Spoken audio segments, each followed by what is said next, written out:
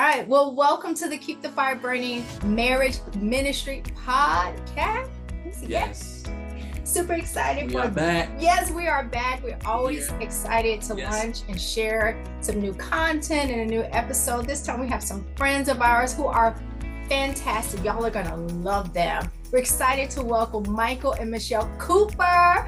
Hello. Cooper from Team Cooper. How's everybody? One Ministries. They've been married like 33 years and counting. Awesome couple, awesome marriage coaches, and they have some good, juicy information and advice to share with us during this episode. So we're excited, and here's Trey to tell you a little bit more about what this episode is about. All right, so we are discussing tips for a divorce-proof marriage. All right. Okay, tips for divorce-proof. We gotta have those tips. Gotta have tips. Gotta have the real stuff, right? Yep, that's right. Have to. All right. So Coopers, please tell our audience, a little bit about yourself. All right. So I'm Michelle, and I'm Michael. And as you've heard, we have been married 33 years. It'll be 34 in October. Definitely needed some divorce proof tips along the way ourselves, because there were times I was like, no. That's real. We enjoy marriage. We enjoy marriage ministry. We enjoy coaching other couples to be the best that they can be for each other. Yeah, definitely. And we just enjoy life and family. And we've come to realize that everything is not as serious as it seems. Absolutely. Stuff that used to bother us 20 years ago doesn't really bother us today. Yeah. Well, that sounds like a great start, because somebody needed to hear that right there. Right. You just blessed somebody with that statement, Michael. So thank you. Well, once again, we're excited to welcome you all, and we're looking forward to this conversation. So, Trey, how did we started? So now you all are marriage coaches, and you've been marriage coaches for how long? You've seen a lot of married couples, but how long? So we've been doing marriage ministry for over 12 years. We got into the coaching side of it, like strictly focused on coaching and inspiring individual couples instead of just like groups of them for over, I say 3 or 4 years now. Technically 3 or 4 years. We actually got our first certification in 2014. Yes. That's good. In 2014, we got our first certification to train couples ministries, coach couples, work with churches and marriage groups and things like that. We officially became the title of coach just about 3 years ago. And what made you want to even become a marriage coach? Why did you even want to take that step together? Wow. I know my answer, so. I almost want to say I stumbled on it. I enjoy helping others, especially if I can share an experience that I've been through. I want you to know that together you can make it. And no better way than to show you examples or to coach you one-on-one, to walk you through these steps. You can tell me to do something all the time, but if you're not following up on me, or if you're not walking me through it or giving me practical ideas or tools, I'm not going to remember it. So I wanted to be that one-on-one person with them. That's good. Because it's something we were doing anyway. Yeah, that's it. It's something realistically, talking to couples, taking phone calls at 3 o'clock in the morning, for couples in crisis, showing up at somebody's house when they have issues. We were blessed, I like to say, in the beginning of our ministry with the difficult couples. We had a lot of couples who were in crisis, a lot of younger couples, and we were younger at the time, but we dealt with a lot of couples who were in crisis. So we were already in the trenches, so why not? That's good. Okay, good. So we're going to start off with this. From the lens of marriage coaches, why are people in this day and age right now, why are they getting divorced? Ooh, you're just jumping right in there, huh? Oh, yeah, we're jumping right on in. Let's talk about it. I honestly think people don't want to put in the work.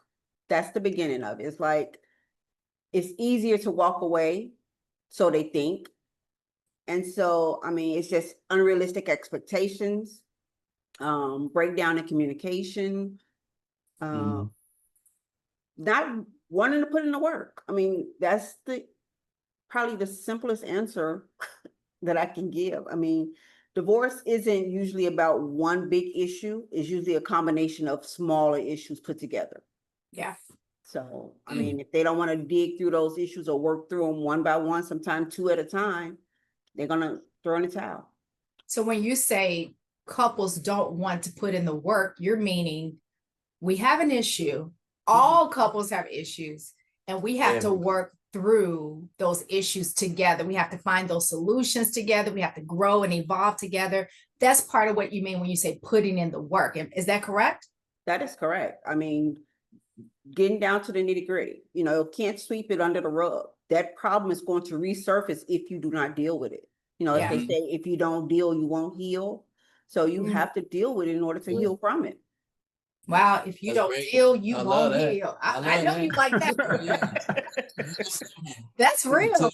If you deal, you will heal. Okay. Michael, what are your thoughts? My thought, I just think it's an inability to change. People are set in their ways, young and old, don't want to change. We are dead set on holding on to self, what I want, what I need, what my desires are, what makes me happy. Right. Not understanding that it's no longer just me, it's we. Right. So we have to operate from the standpoint of me, of a we. And, and we not understanding that you're not fighting against each other. You're fighting the problem. Yeah. A lot of times, the problem is something that's over here, and you're not even dealing with the problem. You're just fighting each other. Yeah. Instead of taking on the problem head on, like Michelle said. So you got to have the right mindset, because sometimes we have this mindset like we know it's a problem and we're fighting each other, but that's not working to work toward a solution. That's not going to build a healthy relationship. That's just going to make the problem even worse. Yeah. Yep. Yeah. And create additional problems. Yeah, it could create additional problems. I remember Trey used to always say earlier on in our marriage, and we've shared this before in our podcast, we're on the same team, and there's no I in team. He used to, oh my God, he used to say that all the time. I used to hate it. It's like that chalkboard, it's like, I hate when he said it, but I knew he was right. But it's like, we're on the same team. He doesn't say it as much now, so thank God for that. I guess I got it. Right. But it's true. Oh yeah, that's a good. Those are great points. Yeah. Not wanting to put in the work. Man, that's solid. Yeah. So what would you tell that newlywed couple then about how to stay married? What advice, tips to tell that newlywed couple? Listen to me. Right. Take my advice and you'll be fine. Take 'em. Listen up. Besides that reaction, you're good. No. One thing that I didn't learn early on, and when I heard other people say it, I'm like, what? They were each other's best friend.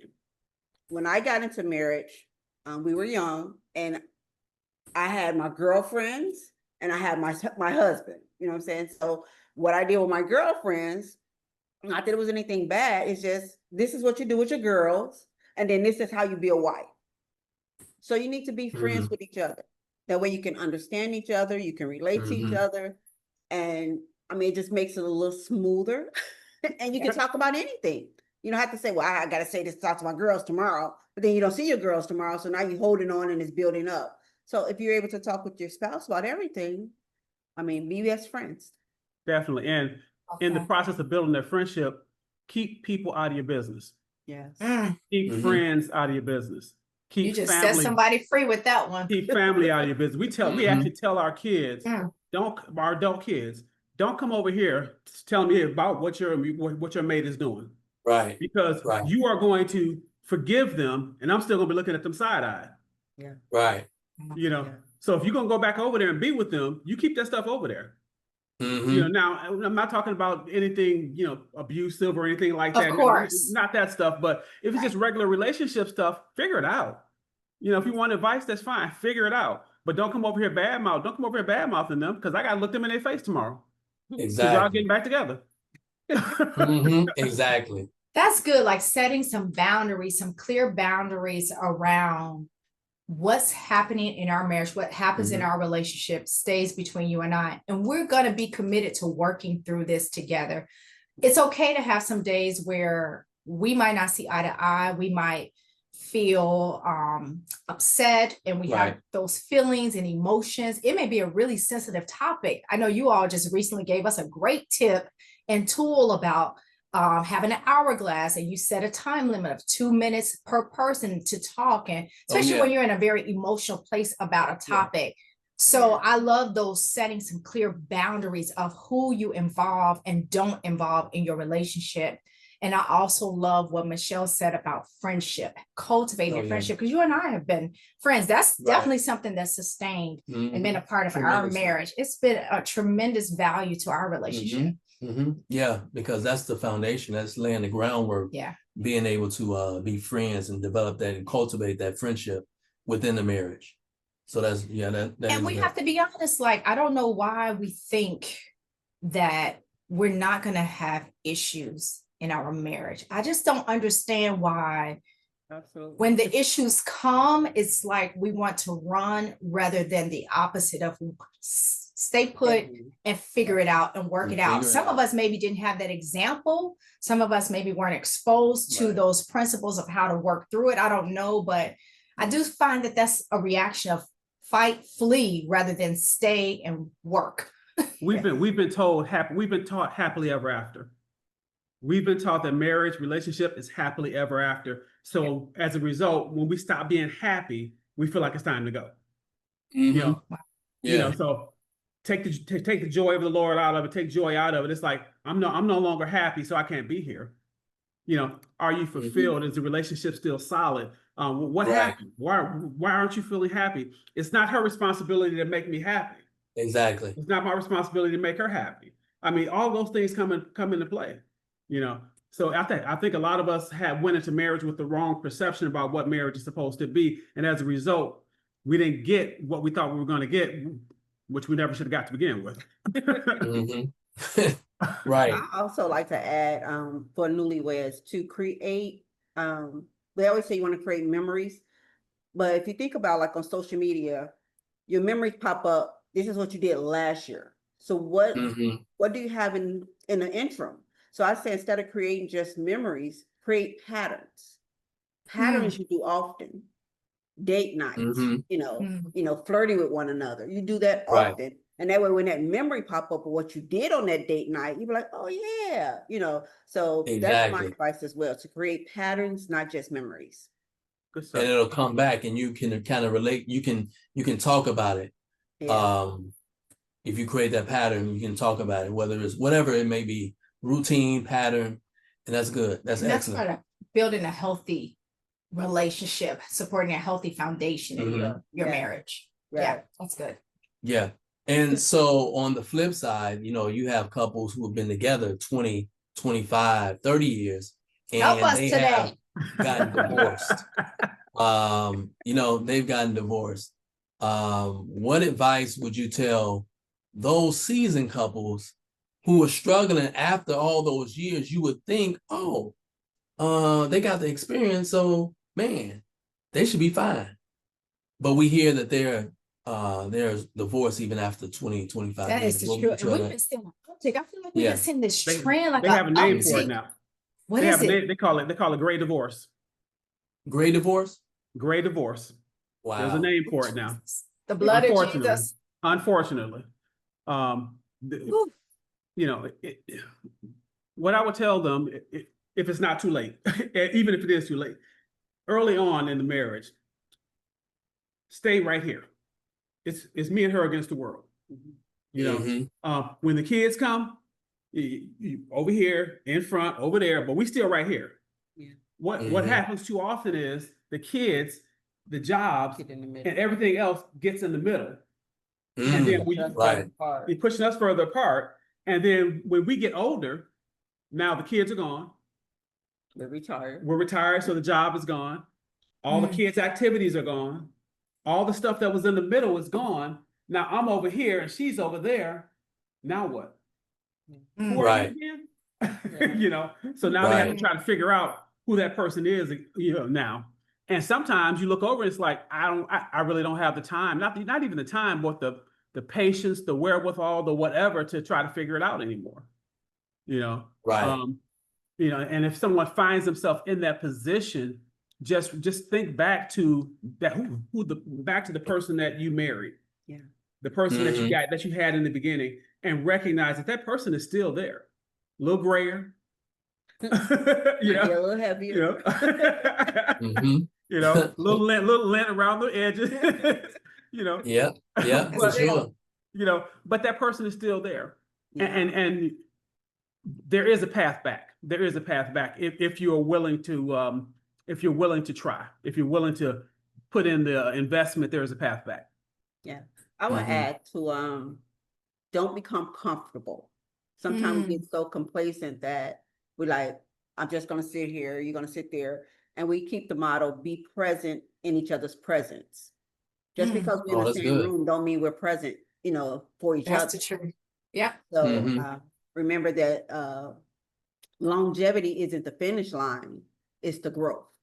So you can be married 30, 40, 50 years, but what have you accomplished during that time? What have you gained with each other, in that time frame? So don't become comfortable or complacent, become companions. Definitely. I appreciate that from both of you, because I think this is just an important moment to give a couple hope. Yeah. And to give a couple some clear direction and instruction on what they can do now. You can start now with scheduling a date and talking to your spouse and saying, hey, I know we're in this space where we might feel not as close, but we can start to rebuild together. We can grow together. We can get to know each other again. We can start holding hands. We can, do a devotional together. We can pray together. We can learn what each other likes in this season. You want to go see a movie? Let's go see a movie together. Let's figure it out, but don't just give up, or don't go start something new with somebody else. Because you got, come on, like either way, you're going to have to start again. Why not start with the person that you've already made a covenant commitment with? So I appreciate that there is hope and there is an opportunity to build again together. And one thing I'll add real quick, if you don't mind, what I said about the young couple as well, keep people out of your business. Because a lot of times by this age, your daughter might be your best friend. Your son might be your best friend. Yeah. And you're going to start sharing things about when they start asking, what's wrong with you and mom? What's wrong with you and dad? Well, we're working through some things. It's okay. It's okay to keep them at arm's length, because now people will start picking sides. Yeah. People will start picking sides. Family will start picking sides. And it's not fair to them. It's not fair to you. Yeah. That's good. That's helpful too. Yeah. That's real good. Yep. As you all know, there's a lot of different issues, whether it's money, whether it's in-laws, whether there's been some infidelity, obviously, with couples that you may have coached before. Or what tips would you tell couples to overcome infidelity? Like, what is it that you would tell couples who've been through that situation, adultery and all that? What would you tell them to how to overcome it? I would say, first and foremost, stop. First and foremost, stop. Because all too often people will come to a coaching session or marriage counseling or sit in front of the pastor, and they're still in the throes of the infidelity. Yeah. And you can't stop anything while you're still doing it. Right. Yeah. You have to have a willingness to stop. And you will find that if you're talking to people, couples, and they are kind of stuck in that same place, somebody's still holding on to something. Yeah. And they have an unwillingness to let it go. To let it go. The first step is you got to be willing to let it go. And if you're unwilling or unable to take that step, it becomes difficult after that. It becomes very difficult after that. But you have to be willing to stop. You have to be willing to let it go, and you have to be willing to own up to it and not accept change, but be willing to change. You have to be willing to change. Be willing to change. That's what I was going to say. Be honest and be willing to change. when Mike mentioned, willing to stop, I mean, sometimes people stop for a moment, Yeah. but if you change, it'll stop forever. Yeah. You know what I'm saying? So I can do a 30-day challenge. Okay, I'm not gonna eat sweets for 30 days. But as soon as that 30 days is over, on day 29 and a half, Give me a cake. I got my shopping list ready. So, you know, so you have to be willing to change. It's a whole mindset, you know, it's a whole, your actions must be different than before in order to build that trust back to overcome the infidelity. You know, so build up that trust. That change may be changing places you go. Yeah. It may be changing employers. Yeah. You know, it may be changing who you hang out with. Yeah. Maybe you can't go to Uncle Fred's house anymore. That's right. You know, so you have to be honest about yourself. I always use the reference of New Jack City of Pookie. You know, they use Pookie as an undercover agent. How you gonna send a crackhead into a crack house? Right. Chris Rock's character. Yeah. You have to know what your vices are and where you can't go. Absolutely. In some places, I'm not going because I know I can't be there. Exactly. You know, and that's real. That's just real life. You know, Yeah. You have to be real honest with yourself about a lot of situations. And until you're willing to be honest with yourself and own up to the things that have happened, you know, you can move past it. You can heal from it. Yeah. You can heal from it. No question about it. It is work. It's hard. You know, there'll be some tears. There'll be some fights. There might be some years, but you can get past it. And the offender can't be mad if the offendee doesn't accept them right away. You know, just because you decided to change today, that doesn't mean I'm going to change the way I react to your new behavior. Yeah. I need to see consistency. I need to feel loved again. I mean, that trust was broken. Like say, it's going to take a while to build that back up. Yeah. Yeah. You can't 3 months in. Why you keep bringing up the past? It's not really the past. Especially if you're still showing the same behavior. Yes. Yeah.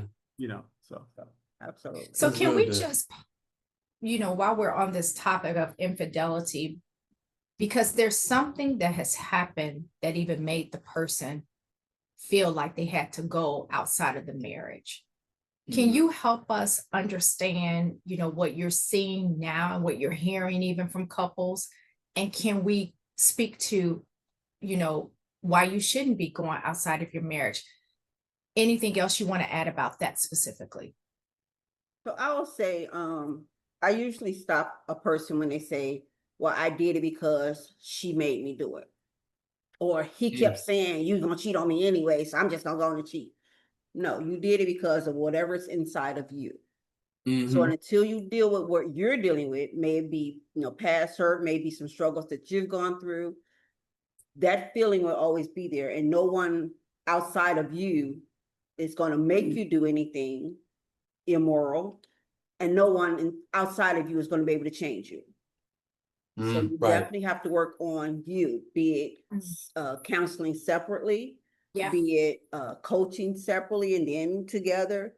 I mean, until you deal with yourself and the issues that brought you to feel the way you felt, be it I felt alone, I felt abandoned, I felt, you know, mistreated, whatever you're feeling has to be dealt with.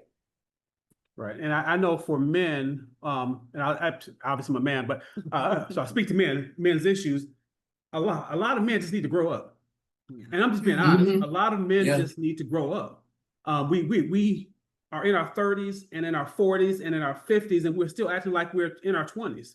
Right. You know, married and single. Unfortunately, married and single. And you know, I think about what Kirk Franklin said years ago when he was struggling with pornography and infidelity. He said he went to preacher after preacher, bishop after bishop, and they was praying for him, putting oil on his head. He just go right back to doing the same thing. He said he went to one person and asked for prayer, asked to be have hands laid on him. He said no. He said the preacher told him no. You just need to grow the H up. You just need to grow up. And he said that stuck with him because you need somebody in your life that will tell you the truth. Right. The truth. That will tell you the truth, and you have to be willing to receive it. If everybody in your life that you're around is saying, "Oh, it's okay," you need a new crowd. You know. Absolutely. So I mean, sometimes we just need to grow up. And I would That's just real add, as believers, this platform is for Christ-centered couples. We are ministering to Christ-centered couples. So we believe that infidelity should not be a part of our marriage right. as a Christ-centered couple. Our marriage is between a husband and a wife, and Jesus is the three-strand cord. There should be no one else entering this That's marriage. right. So we're in agreement that sometimes we need to take time to work on ourselves and Yeah. work on those areas deep down through prayer, through fasting, through making different choices and decisions, through setting boundaries like the Coopers have informed us, so that we can have a healthy marriage relationship with our spouse. Yep. So please do not forget to like, subscribe, and comment. We definitely want to hear your thoughts. Yeah. We definitely want to. Yeah. What do you think about this topic? Exactly. What's happening out there? Please like, subscribe to this podcast. All right, we're going to continue.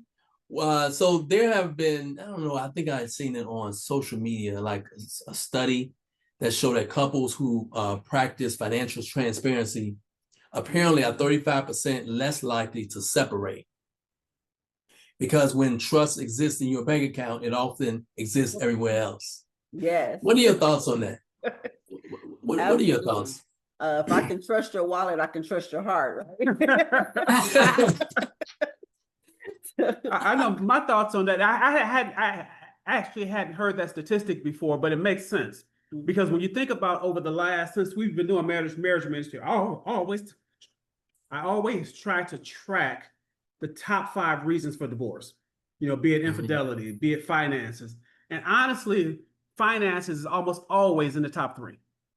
Almost always 1, 2, or 3, because no matter what you're going through, if the money's funny, it's gonna make it worse.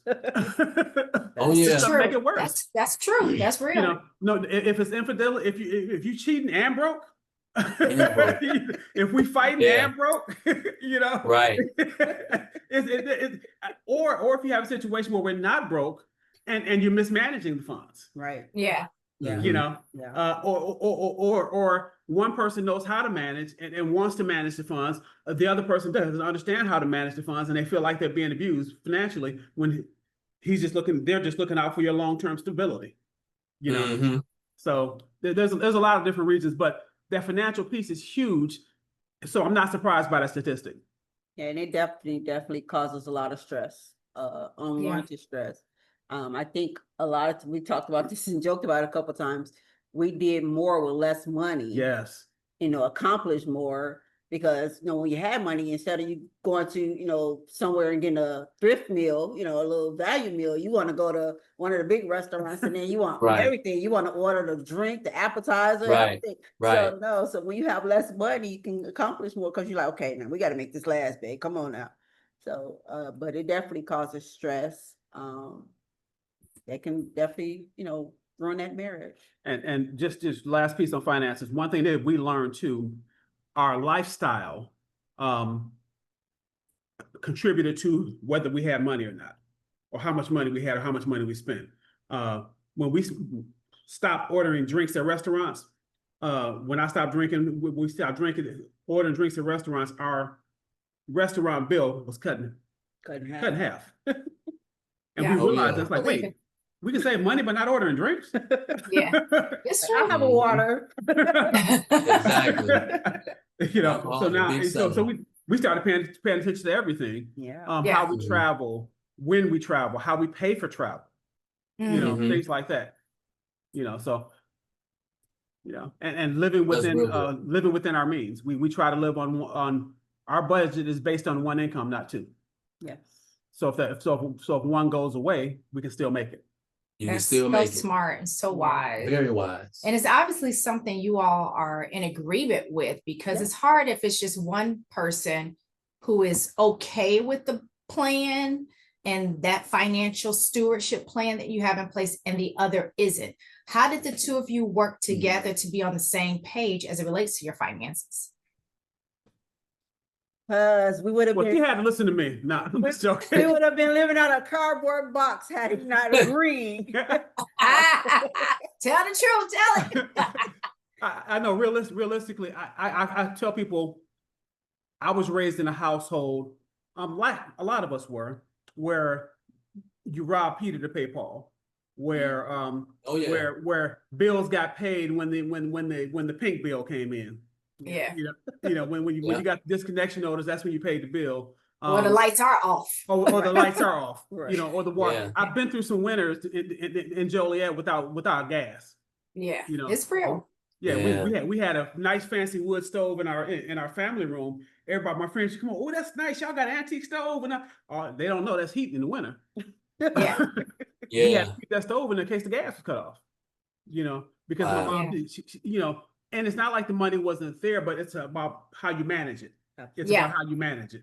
That's And right. what I realized is that I took that lack of money management into my marriage. Yeah. That's good.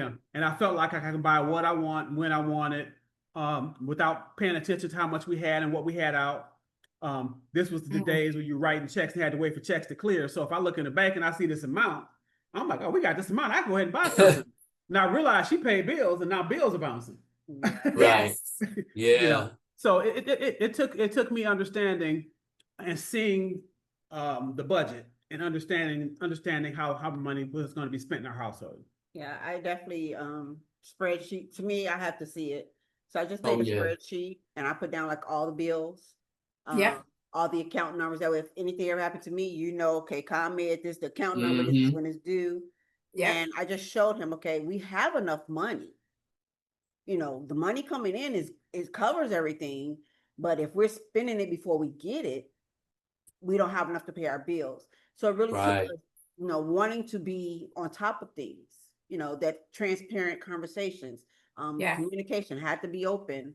Mhm. It's like, look, baby, this is what we have. And we can't say, well, I get paid next Friday. Because you may Yeah. not get paid next Friday, or it may not be what you're expecting next Friday. Yeah. You have to take off work, so now that check is short. So we're not waiting to see what we can pay when that check comes. But I mean, again, we have to understand, like, this is what we want for us and for our family. So it's definitely Right. lots of communication about finances. Lots of Actually, communication. it was from Right. the beginning, realistically, because when we were dating and thinking about getting married, we were planning a wedding. And then we were talking, we both realized we really didn't want a wedding. Neither one of us wanted a wedding. We were doing it for everybody else. Oh yeah. Yeah. Oh So we yeah. went to the courthouse and got married. Yeah. And, Nice. and we had a ceremony after we bought our first house. Right. That's Very real cool. good. Saved a lot of money, I'm sure. Yep. Yes. Right. Yes. So what's been some of the benefits you've worked together to, establish a budget? You knew you kind of brought a certain mindset into the marriage, but you've learned how to adjust and make different choices that were better for your marriage and your household in terms of financial stewardship. What's been some of the benefits of you all making that adjustment together in your marriage? Ooh, less stress. Being able to do some of the things that we would think we wouldn't be able to do, as far as taking multiple vacations a year. Definitely helping our kids, because you always tell them you can always come home if things get rough, but for us, we found out that we'd rather pay your bill so you can stay in your own house. Stay in your When own I house. come here, there are still rules. I don't care how old you are. Yeah. That's right. I mean, definitely things like that. I mean, not having to struggle to help others. It's definitely been a blessing. And for me, it's not even the tangible. It's the not having the trauma, not reliving childhood trauma, or not transferring childhood trauma onto my kids. Coming home, Yeah. hitting the light switch and knowing the light's going to turn on every time. Right. Turning on the gas, turning on the air, unless it's broken or whatever, knowing it's going to work. Right. Just little things like that, just knowing the basic necessities of life you're going to have because you've managed your finances properly. Yeah. Mm-hmm.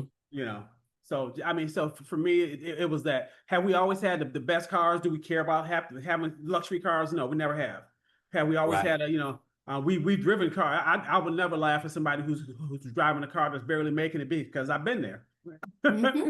Yeah. We've right. had cars that barely made it back and forth to work. But we've grown from that, and we built from that, and we're found ourselves in a position that we are okay. That we're okay. Living within your means. Love it. Yes, yes. So good, so Living within good. your And means. that point just about not transferring childhood trauma is just such a Yeah. powerful statement, Yeah. because sometimes people don't even know that they're bringing trauma into Right. their marriage, and then that they're now passing it on and Right. transferring that on to their children, and then it just continues Continues. onward, and then it can potentially lead to a divorce. But I Yeah. love that in this conversation we Oh yeah. planted some, I think, great healthy seeds Absolutely. and some great healthy practical tips of how you can change, you can adapt, you can reverse, you can make it as a couple. You just got to be willing to, what Michelle said, put in the Put work. in the work. Put in the work. Put in the work. And that is so a great great nuggets, Yes. great advice. And so we appreciate your time. We do appreciate your time. Thank you. Appreciate you all sharing your wisdom with us, because it's so needed. So many couples need the wisdom of seasoned married couples. Yes. And who are aware, who are really aware, who are continuing to really, what would you say, really, what's the saying, Brown? I don't know. Level up. Not level up, but kind of putting that, just putting in the work. But it's like it's something I was thinking It'll about, come plowing, whatever. It'll come to me at like 2 a.m. when I wake up. Like, oh, that's what I wanted to say. Well, Yeah. Write it down. Write it down. Right. But yes, we do appreciate your time. Remember, this Appreciate is you. tips on a divorce-proof marriage. And to Divorce-proof add to that real quick, Michelle, Michael, tell us a little bit about what you all have coming up. We had the Yes. pleasure of attending your marriage retreat this year, celebrating 10 years. Yes. And which was such a blessing. Tell our audience a little bit about what you have coming up, some of the events you're doing, Yes. some of your resources, Yes. coaching, and how they can get a hold of you. Go ahead. Well, I know. So this month Yeah. we're taking off. We normally get together once a month. We took off this month because of different things going on. Yeah. The next big event will be in November, which we host a chili cook-off every year. So that's our next big event. Oh, that's great. So yummy last year. Yes. So Yeah, and I know if you want to get a hold of us, you can get us at C2B1ministry.com, CTWOB1ministry.com. All of our information on there. Our books are on there. Our coaching is on there. Information about our retreats are on there. All that information is right there. If you just want the retreat, it's C2B1marriageretreat.com. absolutely. You know, Great. Awesome. or you can also text us. Our phone number is 708-872-OH-GOD. Good. Awesome. Yeah, I was going to ask, how can people get a hold of you? So I'm glad you shared We that do have Facebook and information. Facebook. Perfect. Thank you Absolutely. all so We do much. You're appreciate such a you. blessing. We honor your Absolutely. marriage. Grateful love for you all guys. that God has put in you all. Thank you for In the being ministry. on the show. And be sure to like, comment, subscribe. Yes. And Please definitely do. keep in touch with the Coopers. Blessings. Put in the work. Put in the work. Yes, Thank you put so in the much. work. Take care. Appreciate you. It ain't been perfect,